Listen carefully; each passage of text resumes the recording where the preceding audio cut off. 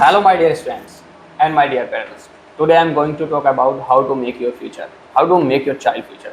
आप अपने बच्चे का फ्यूचर वाकई एक बेहतर स्तर पर बनाना चाहते हैं, आप अपने बच्चे के फ्यूचर को सिक्योर करना चाहते हैं, तो आज की वीडियो आपके लिए है। आज की वीडियो सिर्फ बच्चों के लिए नहीं है, बल्कि पेरेंट्स के लिए भी है। मेरा ये मानना है कि बच्चों को समझाना बहुत ज़्यादा आसान है, लेकिन पेरेंट्स को समझाना बहुत मुश्किल है, क्योंकि पेरेंट्स आज भी पुरानी चीज़ों में फंसे हुए हैं। आज के टाइम में बच्चों को किन चीज़ों की ज़रूरत है, ऐसी कौन सी स्किल्स बच्चे के अंदर होनी चाहिए जिनकी वजह से वो अपने फ्यूचर को सिक्योर कर पाए।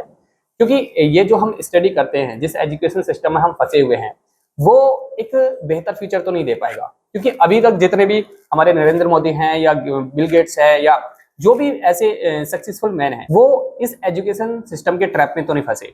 वो उन्होंने कुछ अलग किया, कुछ क्रिएटिव किया। ऐसी कौन सी स्किल्स उन बच्चों के अंदर थी जो वो अपने आप को उस स्टैंड पर खड़ा कर पाए, तो उन चीजों को हमें समझना पड़ेगा। या आने वाले टाइम में जैसे मान लो आपका बच्चा कहीं पर कंपनी में, किसी कंपनी में जॉब करना चाहता है, तो मल्टीनेशनल कंपनी हो या किसी भी तरह की कंपनी हो, उस कंपनी को किस तरह के एम्प्लॉयज की रिक्वायरमेंट होती है, ये भी हमें समझना पड़ेगा। या कुछ भी जो भी वो फ्यूचर में बनना चाहता है, उन सब चीज के पीछे कुछ ना कुछ ऐसी स्किल्स बच्चे के अंदर होनी चाहिए जो उसको वहां पर फायदा पहुंचाए। तो ऐसी कौन सी स्किल्स हैं जो हर एक बच्चे के अंदर होनी चाहिए, और पेरेंट्स को वो चीजें समझनी पड़ेगी। जब तक पेरेंट्स सपोर्ट नहीं करेगा बच्चे को कि कौन सी स्किल्स उसके अंदर आनी चाहिए, तब तक बच्चा कुछ नहीं कर पाएगा। कि ऐसी कौन सी स्किल्स हैं, ऐसी मैंने कुछ 18 स्किल्स की लिस्ट बनाई है जिनको आपको समझना पड़ेगा, बच्चे को समझना पड़ेगा। और मैं इन 18 स्किल्स को इलेबोरेट तो नहीं कर पाऊंगा, लेकिन इन 18 स्किल्स के बारे में बता दूंगा। एक लास्ट में डिस्क्रिप्शन में भी डलवा दूंगा, लेकिन कुछ स्किल्स को मैं इलेबोरेट कर देता हूँ। जैसे पहली स्किल है हमारी इफेक्टिव कम्युनिकेशन। इफेक्टिव कम्युनिकेशन बहुत ही ज्यादा जरूरी है बच्चे के फ्यूचर में कामयाब होने के लिए। उसका कोई गोल है और उस गोल को अचीव करना चाहता है, तो इफेक्टिव कम्युनिकेशन बहुत ही ज्यादा जरूरी हो जाती है। जैसे मान लो इफेक्टिव कम्युनिकेशन का मतलब ये नहीं है कि उसकी बहुत ही अच्छी फ्लुएंसी है, वो बहुत ज्यादा बेहतर तरीके से इंग्लिश बोल लेता है, फराडेदार इंग्लिश आती है, ये मैटर नहीं करता। इफेक्टिव कम्युनिकेशन का मतलब है जब वो बोलता है, जब वो बात करता है, तो बहुत ही ज्यादा सोच समझ कर करता है, बहुत ही मैच्योरिटी के साथ करता है। अगर मैच्योरिटी नहीं है बच्चे के अंदर, अगर उसकी बातों में मैच्योरिटी नहीं है, तो वो इफेक्टिव कम्युनिकेशन नहीं हो सकती। जब बच्चा बात करे तो सामने वाले को लगना चाहिए यस, वो आपके बच्चों की बातों में इंटरेस्टेड हो, तब उस कम्युनिकेशन को हम बोलते हैं इफेक्टिव कम्युनिकेशन। इस तरह की कम्युनिकेशन का होना बहुत ही ज्यादा जरूरी हो जाता है बच्चे के अंदर। और इस तरह की कम्युनिकेशन कब आएगी, जब उसके कुछ चीजों पर काम किया जाएगा, उसकी क्रिएटिविटी पे काम किया जाएगा। जैसे मैंने सेकंड पॉइंट क्रिएटिविटी ही रखी है, जैसे सेकंड पॉइंट मैं अभी लेके चलता हूँ क्रिएटिविटी और क्रिएटिव माइंड। क्रिएटिव माइंड कैसे बनेगा और क्रिएटिव माइंड कैसे आपके बच्चे के अंदर आए, ये बहुत ज्यादा जरूरी हो जाती है। क्रिएटिविटी के बिना बच्चा कुछ नहीं है, क्योंकि क्रिएटिविटी जो है बहुत ही इंपॉर्टेंट थिंग है बच्चे के अंदर। उसके अंदर कुछ ऐसे टास्क, जैसे मान लो अभी क्रिएटिविटी का एक एग्जांपल देता हूँ। जैसे मैं अभी ये वीडियो शूट कर रहा हूँ, अब इस वीडियो को शूट करने में मैंने जितनी चीजें बताई हैं, अगर बच्चा अपनी तरफ से कुछ एक और स्किल बता दे कि ये भी होनी चाहिए, तब वो क्रिएटिविटी है। कुछ अपनी तरफ से एफर्ट्स लगाना, वो बहुत कम बच्चों के साथ होता है। अगर ऐसा किसी के साथ होता है, अगर ऐसा बच्चा कुछ करता है, तो वाकई वो क्रिएटिव बच्चा है। और क्रिएटिव बच्चा बनाना पड़ेगा, अगर नहीं है तो कुछ ऐसे स्किल्स पे काम करना पड़ेगा जिससे वो क्रिएटिव बने। और थर्ड स्किल है problem solving mind. Problem solving mind बहुत ही ज्यादा जरूरी हो जाता है बच्चे के फ्यूचर में कामयाब होने के लिए। अगर प्रॉब्लम सॉल्विंग माइंड नहीं है, और वो बनेगा कैसे? कभी आपने अपने बच्चे के साथ कोई प्रॉब्लम शेयर की है?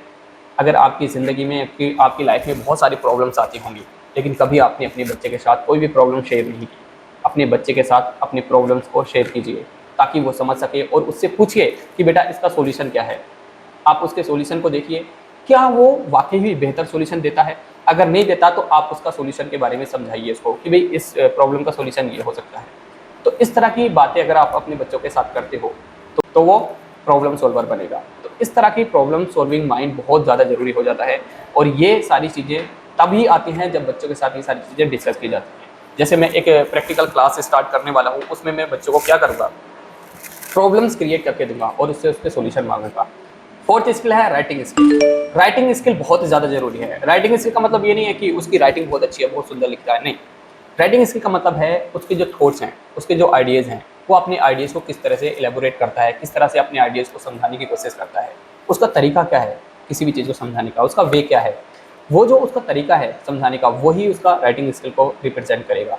जैसे बहुत सारे इंडिया के अंदर एग्ज़ाम जो होते हैं, जो हाई स्किल के एग्ज़ाम होते हैं, जैसे IAS PCS, ये सारे जो एग्जाम होते हैं ना, राइटिंग बेस्ड एग्जाम होते हैं। अगर जिसकी राइटिंग स्किल बहुत अच्छी है ना, वो किसी भी थॉट्स को, किसी भी आइडियाज़ को, किसी भी चीज़ को बहुत अच्छे से एलेबोरेट करता है, बहुत अच्छे से एक्सप्लेन कर देता है, तो समझ लो वो ऐसी इस तरह की जॉब को बहुत अच्छे आसानी से ले लेता है।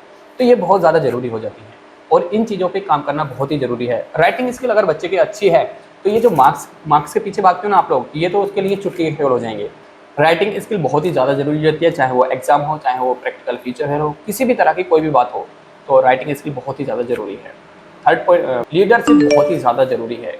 अगर बच्चे को फ्यूचर में कामयाब होना है, कुछ बड़े अचीवमेंट हासिल करने हैं, तो लीडरशिप बहुत मस्ट हो जाती है भाई। अगर लीडरशिप वो करेगा कैसे, क्या है, देखो जैसे हम अपने कोचिंग इंस्टीट्यूट में किस तरह की क्लासेस स्टार्ट करने वाले हैं कि हम 4, 5, 6, 7 बच्चों का ग्रुप बनाएंगे और उस एक बच्चे को उनमें से, यानी कि वो लीडरशिप करेगा। अब उस बच्चे को सिखाएंगे कि भाई आप इन अपने ग्रुप्स को, अपनी टीम को किस तरह से लीड करोगे, आपकी कम्युनिकेशन किस तरह की होनी चाहिए, आपका बिहेवियर किस तरह का रहेगा, अगर बिहेवियर स्ट्रिक्ट बिहेवियर रहेगा या फ्लेक्सिबल बिहेवियर रहेगा, ये सारी चीज़ें लीडरशिप में आ जाती हैं। अगर ये सारी चीज़ें बच्चे को आ जाती हैं, वो अभी से सीख जाता है लीडरशिप के, तो बहुत ही ज़्यादा मतलब उसके जो चांसेस हैं फ्यूचर में कामयाब होने के, बहुत आगे बढ़ जाते हैं। पॉइंट नंबर 6 है अवेयरनेस ऑफ साइंस और टेक्नोलॉजी। अवेयरनेस ऑफ साइंस और टेक्नोलॉजी बहुत ही ज़्यादा ज़रूरी हो जाती है, क्योंकि अगर अवेयरनेस ऑफ साइंस और टेक्नोलॉजी नहीं है तो बहुत ज़्यादा मुश्किल हो जाएगा उसको चीज़ों को संभालना, क्योंकि भाई अभी साइंस और टेक्नोलॉजी इतनी ग्रो कर रही है तो उसके बारे में अवेयर होना तो बहुत ज़रूरी है। जैसे क्लाउड कंप्यूटिंग क्या है, नेटवर्किंग क्या है, रोबोटिंग क्या है, आर्टिफिशियल इंटेलिजेंसी क्या है, ये बहुत सारे टॉपिक ऐसे हैं जो मैं पढ़ाता हूँ बच्चों को। और वीडियो में ज़्यादा बड़ी तो नहीं कर पाऊँगा आज, और बाकी जो टॉपिक हैं वो मैं डिस्क्रिप्शन में डाल दूँगा या एक इमेज लगवा दूँगा यहाँ पर। उन स्किल्स के बारे में ज़रूर देखें और थोड़ा बहुत पढ़ने की कोशिश करें। बाकी नेक्स्ट वीडियो में बाकी स्किल्स के बारे में थोड़ा थोड़ा मैं इलेबोरेट कर दूँगा। Thank you for watching this video, best of luck.